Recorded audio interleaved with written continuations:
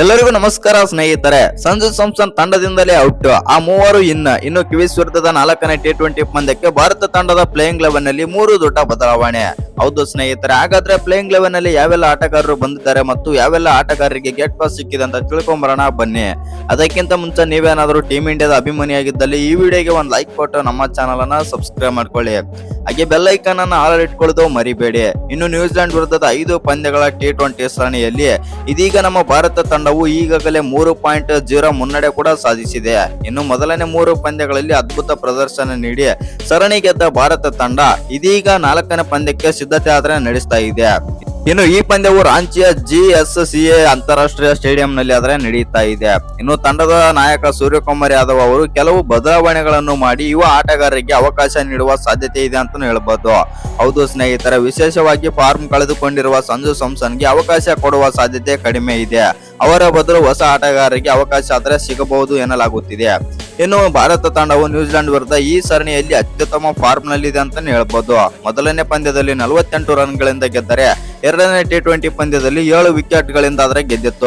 ಇನ್ನು 3ನೇ T20 ಪಂದ್ಯದಲ್ಲಿ 8 ವಿಕೆಟ್ ಗಳಿಂದ ಆದ್ರೆ ಗೆದ್ದಿದೆ. ಇನ್ನು 3ನೇ ಪಂದ್ಯದಲ್ಲಿ ಭಾರತವು 154 ರನ್ಗಳ ಗುರಿಯನ್ನು ಕೇವಲ 10 ಓವರ್ಗಳಲ್ಲಿ ಚೇಸ್ ಮಾಡಿ ದಾಖಲೆ ಕೂಡ ನಿರ್ಮಾಣ ಆದ್ರೆ ಮಾಡಿತ್ತು. ಅಭಿಷೇಕ್ ಶರ್ಮಾ 68 ರನ್ ಮತ್ತು ಸೂರ್ಯಕುಮಾರ್ ಯಾದವ್ 57 ರನ್ ಅವರ ಅಜೇಯ ಇನ್ನಿಂಗ್ಸ್ ತಂಡಕ್ಕೆ ಸುಲಭ ಗೆಲುವು ಕೂಡ ತಂದುಕೊಟ್ಟಿತ್ತು. ಇನ್ನು ಸರಣಿಯನ್ನು ಈಗಾಗಲೇ ಗೆದ್ದಿರುವುದರಿಂದ 4 ಮತ್ತು 5ನೇ ಪಂದ್ಯಗಳಲ್ಲಿ ಬೆಂಚ್ ಸ್ಟ್ರೆಂತ್ ಅನ್ನು ಪರೀಕ್ಷಿಸುವ ಸಾಧ್ಯತೆ ಆದ್ರೆ ಇದೆ. ಇದರಿಂದ ಯುವ ಆಟಗಾರರಿಗೆ ಅವಕಾಶ ಆದ್ರೆ ಸಿಗ್ಬಹುದು. ಇನ್ನು ಸಂಜು ಸ್ಯಾಮ್ಸನ್ ಅವರು ಮೊದಲನೇ 3 ಪಂದ್ಯಗಳಲ್ಲಿ ತಂಡದಲ್ಲಿ ಇದ್ದರು. ಅವರ ಪ್ರದರ್ಶನ ಕೂಡ ಸಾಧಾರಣವಾಗಿತ್ತಂತಾನೆ ಹೇಳ್ಬೋದು. ಹೌದು ಸ್ನೇಹಿತರೆ, ಮೊದಲನೇ T20 ಪಂದ್ಯದಲ್ಲಿ 10 ರನ್ ಮತ್ತು 2ನೇ ಪಂದ್ಯದಲ್ಲಿ 6 ರನ್ ಮತ್ತು 3ನೇ ಪಂದ್ಯದಲ್ಲಿ ಡಕ್ಔಟ್ ಆಗಿದ್ದರು. ಇದರಿಂದ ತಂಡದ ನಿರ್ವಹಣೆ ಅವರನ್ನು ಕೈಬಿಡುವ ನಿರ್ಧಾರ ತೆಗೆದುಕೊಳ್ಳಬಹುದು ಎನ್ನಲಾಗ್ತಿದೆ. ಇನ್ನು ಸಂಜು ಸ್ಯಾಮ್ಸನ್ ಅವರು ವಿಕೆಟ್ ಕೀಪರ್ ಬ್ಯಾಟ್ಸ್ಮನ್ ಆಗಿದ್ದರು. ಇಶಾನ್ ಕಿಶನ್ ತಂಡದಲ್ಲಿರುವುದರಿಂದ ಸಂಜು ಸ್ಯಾಮ್ಸನ್ಗೆ ಗೇಟ್ ಪಾಸ್ ನೀಡಿ ಹೊಸಬರಿಗೆ ಅವಕಾಶ ನೀಡುವ ಚಾನ್ಸ್ ಕೂಡ ಹೆಚ್ಚಿದೆ ಅಂತಾನೆ ಹೇಳ್ಬೋದು. ಇನ್ನು ಸಂಜು ಸ್ಯಾಮ್ಸನ್ ಹೊರಗುಳಿದರೆ ಅವರ ಸ್ಥಾನದಲ್ಲಿ ಇಶಾನ್ ಕಿಶನ್ಗೆ ಇನ್ನಿಂಗ್ಸ್ ಆರಂಭಿಸುವ ಸಾಧ್ಯತೆ ಆದ್ರೆ ಇದೆ.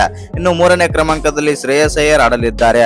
ಇನ್ನು ಸಂಜು ಸ್ಯಾಮ್ಸನ್ ಹೊರಗುಳಿದರೆ ಅಕ್ಷರ್ ಪಟೇಲ್ ತಂಡಕ್ಕೆ ಕಂಬ್ಯಾಕ್ ಮಾಡಲಿದ್ದಾರೆ. ಇನ್ನುಳಿದ 2 ಬದಲಾವಣೆಗಳೆಂದರೆ 3ನೇ ಪಂದ್ಯದಲ್ಲಿ ವಿಶ್ರಾಂತಿ ಪಡೆದಿದ್ದಂತ ಹರ್ಷದೀಪ್ ಸಿಂಗ್ ಹಾಗೂ ವರುಣ್ ಚಕ್ರವರ್ತಿ ಕಂಬ್ಯಾಕ್ ಮಾಡಲಿದ್ದಾರೆ. ಅವರಿಬ್ಬರು ಬಂದರೆ ಹರ್ಷಿತ್ ರಾಣಾ ಹಾಗೂ ಕುಲ್ದೀಪ್ ಯಾದವ್ ಹೊರಗುಳಿಯಬೇಕಾಗುತ್ತದೆ. ಇನ್ನು 4ನೇ T20 ಪಂದ್ಯಕ್ಕೆ ನಮ್ಮ ಭಾರತ ತಂಡದ ಪ್ಲೇಯಿಂಗ್ 11 ನೋಡೋದಾಯ್ತು ಅಂತಂದ್ರೆ ಅಭಿಷೇಕ್ ಶರ್ಮಾ, ಇಶಾನ್ ಕಿಶನ್, ಸೂರ್ಯಕುಮಾರ್ ಯಾದವ್ ಮತ್ತು ಶಿವಮ್ ದುಬೆ, ಅಕ್ಷರ್ ಪಟೇಲ್, ಹಾರ್ದಿಕ್ ಪಾಂಡ್ಯ ಮತ್ತು ರಿಂಕು ಸಿಂಗ್, ಅಕ್ಷರ್ ಪಟೇಲ್ ಮತ್ತು ಬೂಮ್ರಾ, ರವಿ ಬಿಷ್ಣೋಯ್, ವರುಣ್ ಚಕ್ರವರ್ತಿ ಆದ್ರೆ ಆಡ್ತಾರೆ.